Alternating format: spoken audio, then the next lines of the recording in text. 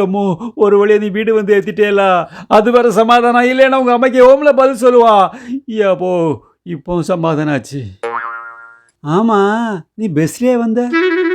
நடந்து வந்தேன். நடந்தா வந்த? மேப் பார்த்து நடந்து வந்தேன். ஓ, சாப்பிடாதுக்கு இல்லை உண்டா? கழிக்கிறதுக்கு அங்க நல்ல பசிக்கு சித்தப்பா.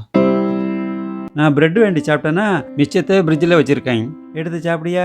போமாக்கா, போய் சாப்பிடு.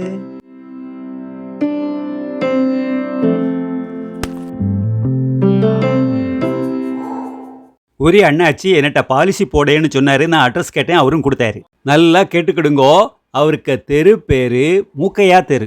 நான் அந்த ஏரியாவில் போய் ஒரு ஆளை செறுத்து மூக்கையா தெரு எங்கனே இருக்குன்னு கேட்டேன். அதுக்கு அந்த ஆள் மூக்கையா தெருவா, மூக்கையா காலனியா, தியாகி மூக்கையா தெருவா அப்படின்னு ஒரு குண்டை தூக்கி போட்டாரு. எனக்கு மண்டை கலந்துட்டு அந்த ஏனி நான் அந்த அண்ணாச்சிக்கே போன போட்டு கேட்டேன். அதுக்கு அவர் வெறும் மூக்கையா தெரு அப்படின்னு சொன்னார். தொடுத்தாப்புல வீடு எங்கனே இருக்குன்னு லேகையும் சொன்னார்.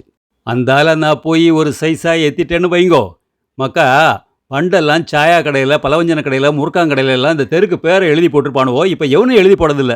கவர்மெண்ட்டில் வச்சிருக்க தெருக்க போர்டு இருக்கி, ஆனால் அதில் தெருக்க பேரை காங்கல. அதே மாதிரி தான் வீட்டு நம்பரை எவனும் எழுதி போட மாட்டேங்க. ஓல்டு நம்பருங்க, நியூ நம்பருங்க, அப்பார்ட்மெண்ட் பேரை கேட்கான். அப்பாப்பா, நான் நாய்ப்படாத பாடுபட்டுட்டேன்.